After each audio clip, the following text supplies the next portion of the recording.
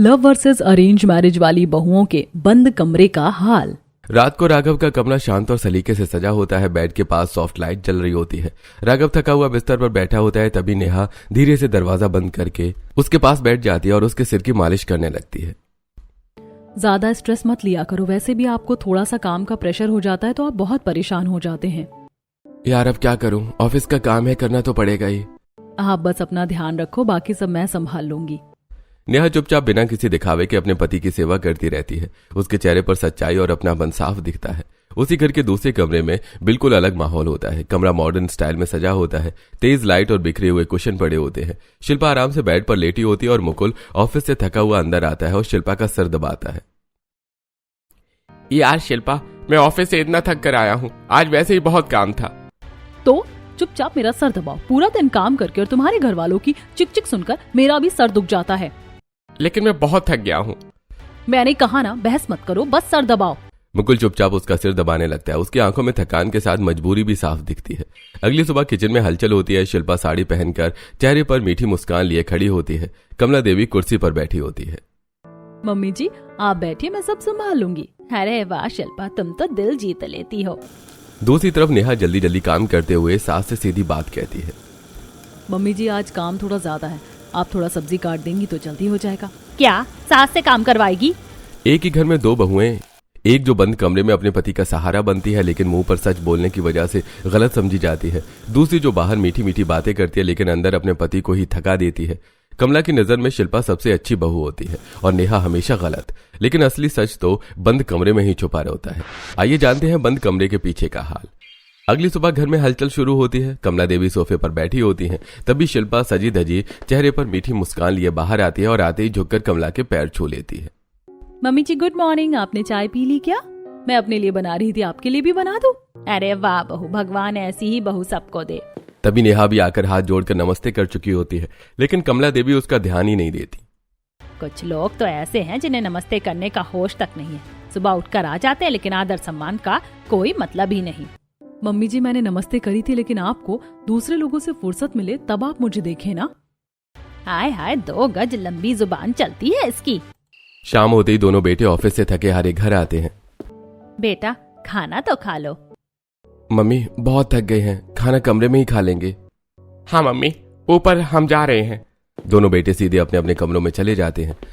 बेटा तुम दोनों जाओ, उनका ध्यान दे लो, हम सब तो खाना खा चुके हैं। राघव कमरे में आते ही जूते जुराब और बैग इधर उधर फेंक देता है और सीधा बेड पर लेट जाता है। लगता है आज तो बहुत काम कर लिया आपने। हाँ यार बहुत काम था। टेक्निकल लाइफ बहुत मुश्किल होती है, पूरे दिन बैठे बैठे कमर दुख जाती है। नेहा चुपचाप उसका बिखरा सामान समेटती है और फिर पानी लेकर आती है। पहले खाना खाओगे या कॉफी पियोगे? तुम डायरेक्ट खाना लगा दो, आज तो बहुत भूख लगी है। मैंने भी खाना नहीं खाया, चलो मैं आपके साथ ही खा लेती हूँ। दोनों साथ बैठकर खाना खाते हैं। नेहा प्यार से राघव को अपने हाथ से 1-2 निवाले खिलाती है। कमरे में अपनापन और सुकून भरा होता है। दूसरी तरफ मुकुल अपने कमरे में आकर अपना सारा सामान सही जगह पर रखने लगता है। जो सामान जहाँ से उठाया ना वहीं रखो, इधर उधर कुछ नहीं फैलाना चाहिए। मैं तुम्हारी नौकरानी नहीं हूँ जो तुम्हारे पीछे पीछे काम करती रहूं। मैं तो सब सामान अपनी जगह पर ही रख रहा हूँ, तुम इतना चिल्ला क्यों रही हो? मुकुल चुपचाप बेड पर बैठ जाता है। जाओ नीचे जाकर खाना गर्म करके ले आओ, और हाँ मम्मी के सामने कुछ बोलने की जरूरत नहीं है। मुझे तो पहले फ्रेश होना था, तुम ही ले आओ। पहले खाना लेकर आओ, बाद में कपड़े बदलना। मुकुल नीचे जाता है और खुद ही अपना खाना गर्म करने लगता है। बेटा तू क्यों खाना गर्म कर रहा है? शिल्पा कहाँ है? मम्मी वो बाथरूम में गई है, इसलिए मैं ही लेने आ गया। कोई बात नहीं बेटा, वो भी घर का बहुत काम करती है। मुकुल चुपचाप खाना लेकर ऊपर चला जाता है। कमरे में मुकुल अकेले ही खाना खाने लगता है। तुमने खाने के लिए मेरा वेट भी नहीं किया। तुम आने लगे 1 बजे, तो मैं क्या भूखी बैठी रहती? हाँ तो इंतजार कर लेती। शिल्पा मुंह बना लेती है और मुकुल चुपचाप हो जाता है और बिना कुछ बोले खाना खाने लगता है। अगली सुबह घर में रसोई से खुशबू आ रही होती है। नेहा सुबह सुबह उठकर पूरा नाश्ता बना चुकी होती है। गरम पराठे, सब्जी, जूस सब तैयार होता है। वो चुपचाप टेबल सजा रही होती है। तभी थोड़ी देर से शिल्पा नींद से उठकर बाहर आती है। बाल संवारते हुए सीधे कमला देवी के पास जाती है। मम्मी जी मैंने सारा खाना तैयार कर दिया, आइए नाश्ता कर लीजिए, मुकुल भी आते ही होंगे। अरे वाह बेटा, चलो सबको बुलाते हैं, साथ में नाश्ता करते हैं। कुछ ही देर में पूरा परिवार टेबल पर बैठ जाता है। नेहा चुपचाप एक कोने में बैठ जाती है। कमला देवी प्लेट उठाते हुए नेहा की तरफ ताना मारती है। कुछ लोगों को तो होश ही नहीं रहता कि सुबह उठकर नाश्ता भी बनाना होता है। मम्मी जी, ये सारा खाना मैंने ही बनाया है। बस बस, झूठ बोलने के अलावा कुछ और काम भी कर लिया कर। नेहा चुप हो जाती है क्योंकि उसे पता होता है कि कमला पहले ही शिल्पा की बात सुन चुकी है। मुकुल जूस उठाने के लिए हाथ बढ़ाता है, लेकिन तभी शिल्पा तुरंत उसका हाथ रोक लेती है। अरे रुको, मैं देती हूँ आपको, इतनी मेहनत करने की क्या जरूरत है। शिल्पा खुद जूस उठाकर मुकुल के गिलास में डाल देती है। कमला देवी ये देखकर खुश हो जाती है। वहीं दूसरी तरफ राघव, मुझे जरा रोटी दे देना। देखा, यही तो फर्क होता लव मैरिज और अरेंज मैरिज में। देख शिल्पा को कैसे अपने पति की सेवा कर रही है और तू खुद राघव से काम करवा रही है। मम्मी, इसमें इतनी बड़ी बात क्या हो गई? रोटी ही तो मांगी है, और वैसे भी तो वो मेरा बहुत ध्यान रखती है। बेटा रहने दे, हर वक्त अपनी बीवी का बचाव मत किया कर। शाम को दोनों बेटे ऑफिस से थके हारे घर लौटते हैं और बिना ज्यादा बात किए अपने अपने कमरों में चले जाते हैं। घर में हल्की शांति छा जाती है। कुछ देर बाद दोनों बहुएं भी अपने अपने कमरों में पहुंचती हैं। नेहा ट्रे में कॉफी लेकर कमरे में आती है। राघव सिर पकड़कर बैठा होता है, चेहरे पर थकान साफ दिख रही होती है। मैंने कॉफी बनाई है आपके लिए। आपके सर में बहुत दर्द हो रहा होगा ना? हाँ, मुझे कॉफी दे दो। मैं तो यही कहने वाला था कि कॉफी ला दो। चलिए आज बालकनी में बैठकर पीते हैं। दोनों बालकनी में बैठ जाते हैं। ठंडी हवा चल रही होती है। दोनों हंसी मजाक करते हुए कॉफी पीते हैं। अरे आज ऑफिस में बॉस ने इतना काम दे दिया कि लगा मैं वहीं सो जाऊंगा। अच्छा हुआ घर आ गए, वरना मैं आकर उठा ले जाती आपको। दोनों के बीच अपनापन, सुकून और हंसी का माहौल होता है। वहीं दूसरे कमरे में बिल्कुल उल्टा माहौल होता है। शिल्पा बेड पर टांग रखकर बैठी होती है, मोबाइल चलाते हुए। मुकुल, मेरे लिए कॉफी बना कर ले आओ। मैं अभी ऑफिस से आया हूँ और तुम मुझसे कॉफी मांग रही हो। तो तुम बाहर जाकर काम करते हो, इसका मतलब ये नहीं कि मैं घर में फ्री बैठी रहती हूँ। मैं भी बहुत काम करती हूँ। हाँ, मुझे पता है तुम कितना काम करती हो।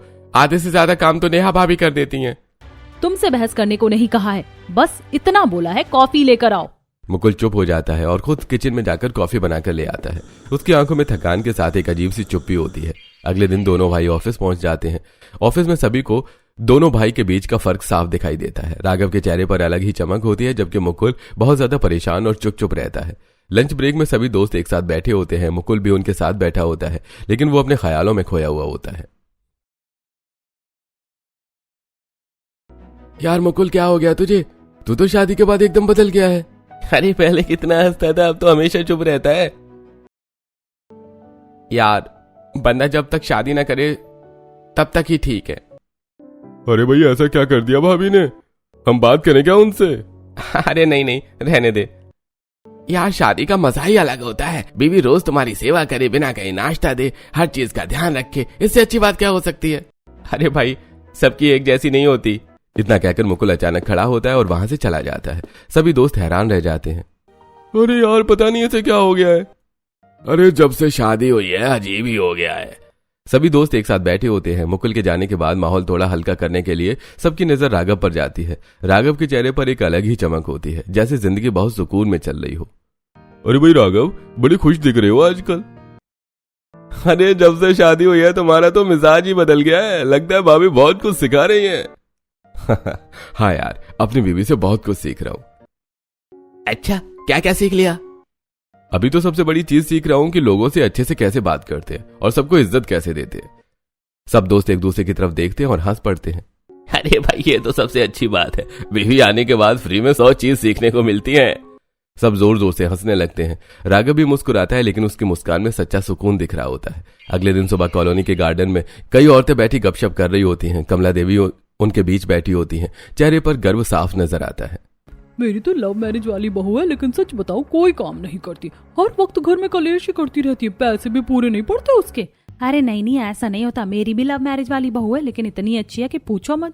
मुझे तो ऐसा लगता है कि मैरिज कोई भी संभालने वाले लोग होने चाहिए, बाकी ना समझ तो कुछ नहीं संभाल सकते। तभी कमला देवी भी गर्व से बात में शामिल होती हैं। हाँ, ये जरूरी नहीं है कि सब एक जैसे हो। मेरी जो अरेंज मैरिज वाली बहू है ना, वो तो कुछ काम ही ढंग से नहीं करती, ना घर का ध्यान ना मेरे बेटे का। लेकिन मेरी जो लव मैरिज वाली बहू है शिल्पा, वो तो मेरे बेटे का इतना ध्यान रखती है और पूरा दिन मेरे आगे पीछे घूमती रहती है। कहती है मम्मी जी ये ले लो, मम्मी जी खाना खा लो। ये तो बहुत अच्छी बात है कमला जी, आप तो बहुत खुशकिस्मत हो। हाँ, मैं तो बहुत ज्यादा खुश हूँ अपनी बहू से। अगला दिन संडे होता है। दोनों बेटों की छुट्टी होती है। घर में सन्नाटा और आराम का माहौल होता है। हर कोई अपने अपने कमरे में समय बिता रहा होता है। राघव और नेहा कमरे में साथ बैठे होते हैं। सामने टेबल पर रंग और पेंटिंग का सामान रखा होता है। दोनों हंसते मुस्कुराते हुए पेंटिंग बना रहे होते हैं। ये क्या बना रहे हो आप?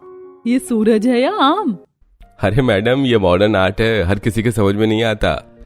अच्छा, तो फिर मैं भी एक मास्टरपीस बनाती हूँ। दोनों हंसी मजाक करते हुए कभी गेम खेलते हैं, कभी पेंटिंग, एक दूसरे के साथ अपना क्वालिटी टाइम एंजॉय कर रहे होते हैं। कमरे में सुकून और अपनापन साफ महसूस होता है। वहीं दूसरे कमरे में माहौल बिल्कुल उल्टा होता है। मुकुल पूरे कमरे में झाड़ू लगा रहा होता है, पसीने से भीगा हुआ। शिल्पा बेड के पास खड़ी होकर उसे देख रही होती है। आज संडे है, पूरे हफ्ते की थकान मुझे भी होती है और तुम मुझसे आज भी काम करवा रही हो। तुम्हारे काम कभी खत्म नहीं होते क्या? पहले झाड़ू खत्म करो, फिर पोछा लगाना है। मुकुल मजबूरी में झाड़ू खत्म करके पोछा लगाने लगता है। मैं तुम्हारी हरकतों से बहुत तंग आ गया हूँ। मेरे दोस्त भी कह रहे थे कि मैं डिप्रेशन में रहने लगा हूँ। अच्छा, मैं तुम्हें डिप्रेशन में डाल रही हूँ?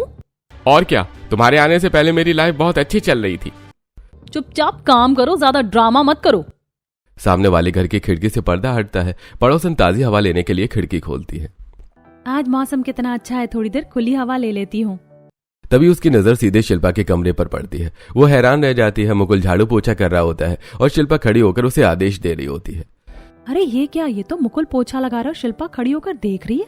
कल ही तो कमला जी उसकी इतनी तारीफ कर रही थी, कह रही थी कि बहू बेटे का बहुत ध्यान रखती है, और यहाँ तो खुद बेटे से ही झाड़ू पोछा करवा रही है। लगता है उन्हें पता ही नहीं कि उनके घर के बंद कमरों में क्या चल रहा है। संडे की घटना देखने के बाद पड़ोसन तुरंत कमला देवी के घर पहुंच जाती है। कमला देवी हॉल में बैठी होती हैं। कमला जी, आप तो बड़ी तारीफ कर रही थी अपनी लव मैरिज वाली बहू की, और देखो वो कमरे में आपके बेटे से झाड़ू पोछा लगवा रही है।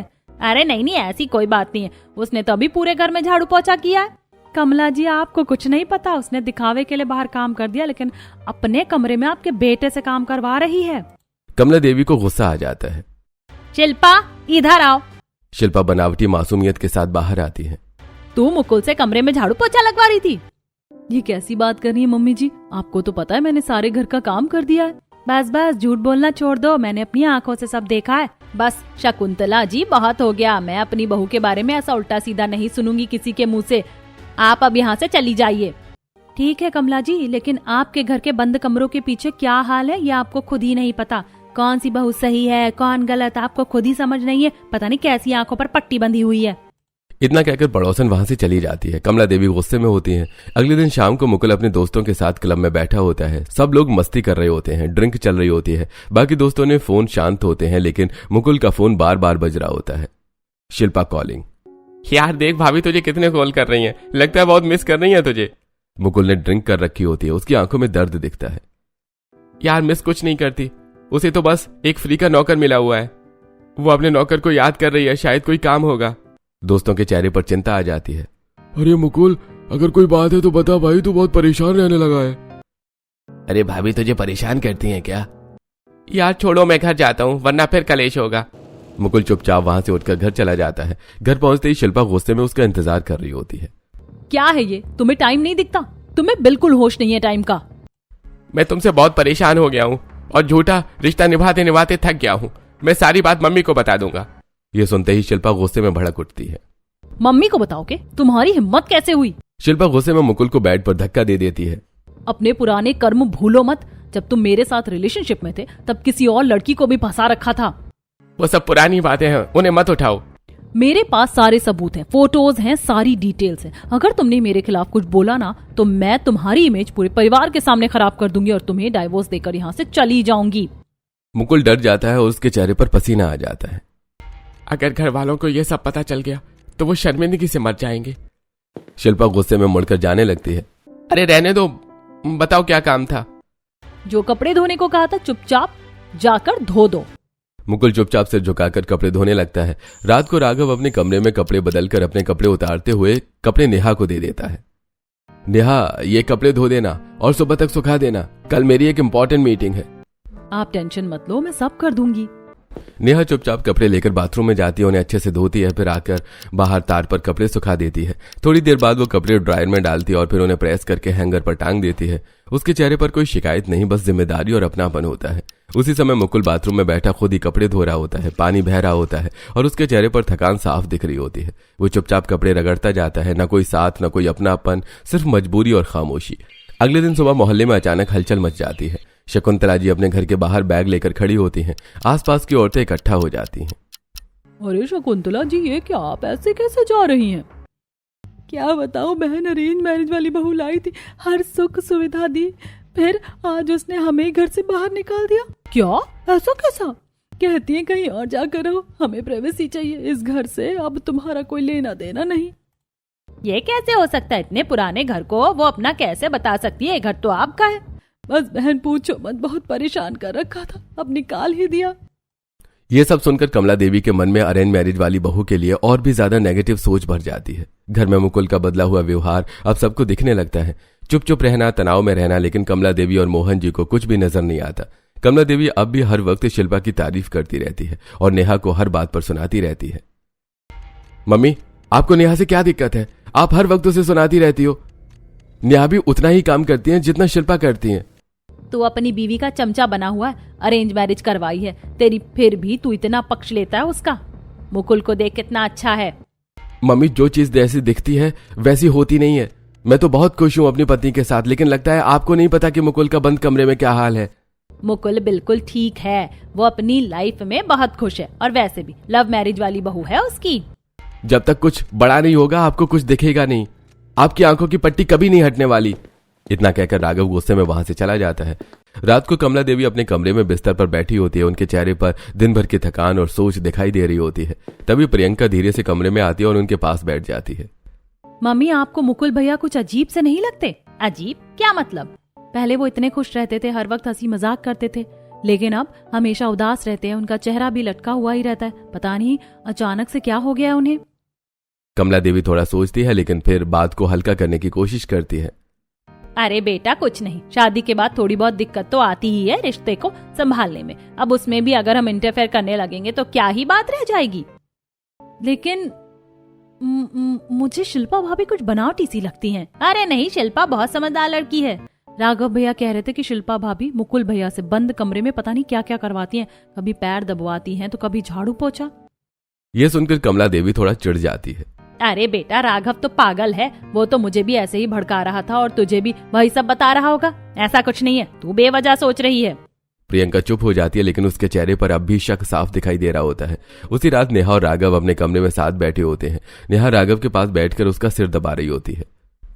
आज बहुत थक गए होंगे आप, थोड़ा रिलैक्स हो जाओ। हाँ, तुम्हारे साथ बैठते ही सारा स्ट्रेस खत्म हो जाता है। दोनों हल्के फुल्के मजाक करते हैं और एक दूसरे के साथ सुकून भरा समय बिताते हैं। कमरे में शांति, समझ और प्यार का माहौल होता है। वहीं दूसरी तरफ शिल्पा अपने कमरे में बेड पर लेटी होती है। मुकुल उसके हाथ के पास बैठा उसका हाथ दबा रहा होता है। शिल्पा, बहुत थक गया हूँ, थोड़ा आराम कर लूं। पहले ठीक से दबाओ, पूरा दिन मैं थक जाती हूँ। मुकुल चुपचाप उसके हाथ दबाता रहता है। उसकी आंखों में थकान के साथ बेबसी साफ झलकती है। दिन पर दिन मुकुल की हालत खराब होती जा रही थी। शिल्पा का व्यवहार पहले से भी ज्यादा सख्त और कड़वा होता जा रहा था। हर छोटी बात पर डांटना, हर काम उसी से करवाना और ऊपर से ब्लैकमेल करना। मुकुल के लिए अब यह रिश्ता बोझ बन चुका था। रात को मुकुल थका हुआ कमरे में आता है, लेकिन शिल्पा का रवैया वही होता है। कहाँ थे इतनी देर? टाइम देखा है? ऑफिस में काम था, बहुत थक गया हूँ। थक गए? मैं क्या पूरे दिन आराम करती हूँ? जाओ पहले मेरे लिए पानी लेकर आओ। मुकुल चुपचाप पानी लाता है। और हाँ, कल जो कपड़े रखे थे वो भी धो देना, और ज्यादा दिमाग चलाने की जरूरत नहीं है, समझे? मुकुल कुछ कहना चाहता है, लेकिन रुक जाता है। उसके दिमाग में वही डर घूमता है। शिल्पा के पास उसके पुराने रिश्ते के सबूत होते हैं। मुकुल का अंदरूनी दर्द बढ़ता जाता है। मुकुल अकेले बैठा होता है, आंखों में आंसू भर आते हैं। मैं कैसी जिंदगी जी रहा हूँ। लव मैरिज करने के बाद भी मुझे नौकर जैसी जिंदगी जीनी पड़ रही है, और मेरे साथ वाले कितने लोग खुश हैं, उनकी अपनी लाइफ में वो आगे बढ़ रहे हैं। मुकुल अंदर ही अंदर घुटता जा रहा था। न वो किसी से कह पा रहा था, न सह पा रहा था। अगले ही पल शिल्पा बाहर हॉल में आती है और सबके सामने मीठी आवाज में बोलती है, मम्मी जी, आपने खाना खा लिया? मैं मुकुल के लिए खाना लगा देती हूँ। कमला देवी खुश हो जाती है। उन्हें बस यही दिखता है जो शिल्पा दिखाना चाहती है। एक दिन मुकुल चुपचाप घर से निकल जाता है, बिना किसी को बताए, बिना कुछ कहे। रात हो जाती है, लेकिन मुकुल घर वापस नहीं आता। घर में हल्की हल्की बेचैनी शुरू हो जाती है। पता नहीं मुकुल अभी तक आया क्यों नहीं है। अरे हाँ, इस टाइम तक तो आ जाता है, आज क्या हो गया? सबकी नजरें शिल्पा पर जाती हैं। शायद आज मीटिंग में गए होंगे, बता रहे थे कि लेट आएंगे। रात बीत जाती है, लेकिन मुकुल वापस नहीं आता। अगली सुबह भी दरवाजा नहीं खुलता, मुकुल घर नहीं लौटता। अब चिंता डर में बदलने लगती है। घर का माहौल भारी हो जाता है। कमला देवी के चेहरे पर घबराहट साफ नजर आती है। सुबह से घर में बेचैनी फैली हुई थी। मुकुल का कोई पता नहीं होता, फोन भी बंद। कमला देवी बार बार दरवाजे की तरफ देख रही होती है। मम्मी पता नहीं मुकुल कहाँ रह गए, फोन भी नहीं उठा रहे, मेरी तो जान ही निकल रही है। पता नहीं बेटा, मेरा भी फोन नहीं उठा रहा, कहाँ चला गया ये लड़का। रुको, मैं पुलिस स्टेशन जाकर FIR लिखवाता हूँ। जैसे ही मोहन जी बाहर जाने को होते हैं तभी अचानक गेट खुलता है। मुकुल के 2 दोस्त हांफते हुए अंदर आते हैं। अरे बेटा तुम दोनों, मुकुल कहाँ है? वो तो तुम्हारे साथ ही ऑफिस जाता है, अभी तक घर क्यों नहीं आया? आंटी, मुकुल बहुत ज्यादा परेशान है, भाभी ने उसे बहुत परेशान कर रखा है। आंटी, वो सुसाइड करने जा रहा है। ये सुनते ही घर में सन्नाटा छा जाता है। कमला देवी के हाथ कांपने लगते हैं। दूसरी तरफ मुकुल एक ऊंची बिल्डिंग के किनारे खड़ा होता है। नीचे गहरी खाई, आंखों में आंसू, दिल में दर्द। 2 दोस्त नीचे खड़े होकर उसे समझाने की कोशिश कर रहे होते हैं। यार मुकुल, नीचे आ जा, ऐसी भी क्या दिक्कत हो गई जो तू सॉल्व नहीं कर पा रहा है? अरे हाँ यार, हर रिश्ते में ऊंच नीच होती है, ऐसे हार मत मान, नीचे आ जा। मुकुल ऊपर खड़ा रो रहा होता है। यार, मेरी बीबी ने मुझे बहुत परेशान कर रखा है। वो मुझे ब्लैकमेल करती रहती है, कहती है तुम्हारे घर वालों को सब बता दूंगी, तुम्हारी इमेज खराब कर दूंगी। अगर मम्मी पापा को ये सब पता चल गया तो वो क्या सोचेंगे, उनका बेटा कितना गलत है। इससे अच्छा है कि मैं अपनी लाइफ खत्म कर दूं। हवा तेज चल रही होती है। मुकुल का संतुलन भी डगमगा रहा होता है। वैसे भी शिल्पा मुझे प्यार तो करती नहीं है, बस अपना काम करवाती रहती है। ना उसकी नजरों में मेरे लिए कोई इज्जत है। अरे यार, हम भाभी को समझा देंगे, सब ठीक कर देंगे, तू बस नीचे आ जा। हाँ मुकुल, ये रास्ता मत चुन, सब ठीक हो जाएगा। नहीं, आज ये किस्सा खत्म करके रहूंगा। घर के अंदर भारी सन्नाटा छाया होता है। मुकुल की खबर सुनकर सभी घबरा चुके होते हैं। तभी उसके दोनों दोस्त हांफते हुए सबके सामने खड़े होते हैं और सच्चाई बताने लगते हैं। आंटी, ये शिल्पा भाभी बंद कमरे में पीछे मुकुल से इतना काम करवाती हैं। इंसान को लाइफ में वैसे ही बहुत स्ट्रेस होता है, और अगर वाइफ भी प्यार न करे तो उसकी लाइफ ही क्या रह जाती है। हाँ आंटी, ना उसे इज्जत मिलती है ना प्यार। अगर कल को हम भी ऐसी लाइफ सोचे तो हम पर भी कितना प्रेशर आएगा।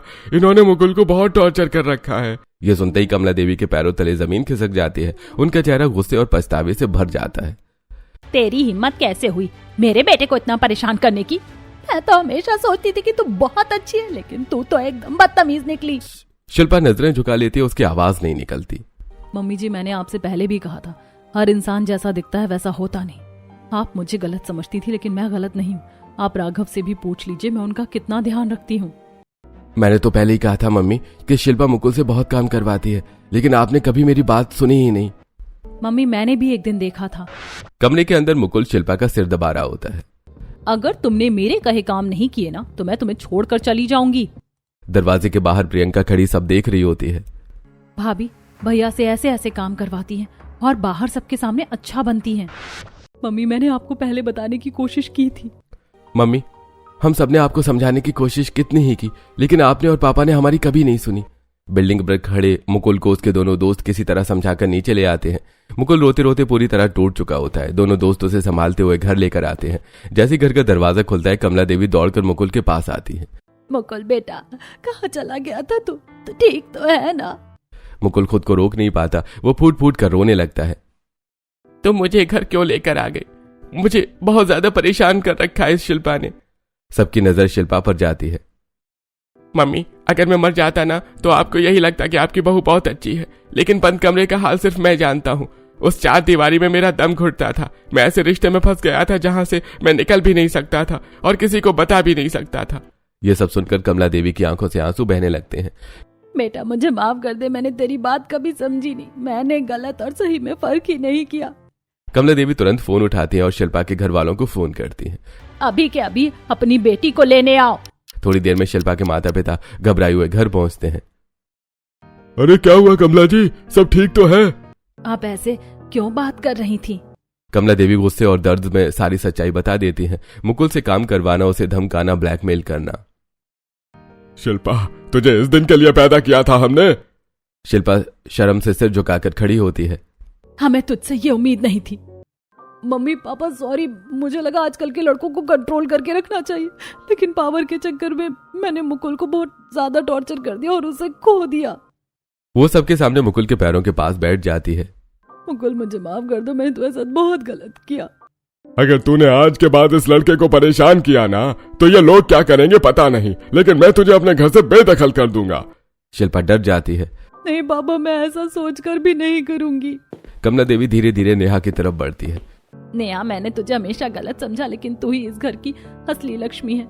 मैरिज अरेंज हो या लव, समझदार लोग हो तो दोनों चल जाती है, वरना बिगड़ जाती है। नेहा भावुक होकर उनके पैर छूती है। मम्मी जी, परिवार में गलतफहमियां हो जाती हैं, अब सब ठीक हो जाएगा। मुकुल अभी भी शांत खड़ा होता है। मैं एक मौका देना चाहता हूं, लेकिन अब यह रिश्ता बराबरी और इज्जत पर चलेगा।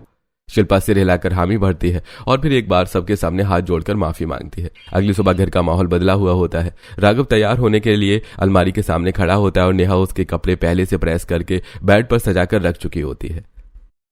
ये आपकी शर्ट और पैंट, ये टाई भी निकाल दिया, आज मीटिंग है ना आपकी? हाँ, लेकिन अब मुझे टेंशन नहीं होती क्योंकि मुझे पता है तुम सब संभाल लोगी। नेहा हल्की सी मुस्कान के साथ उसके बाल ठीक कर देती है। टेंशन लेने की जरूरत नहीं है, आप बस अपना काम अच्छे से करो, बाकी मैं हूं ना। राघव भावुक होकर नेहा का हाथ पकड़ लेता है।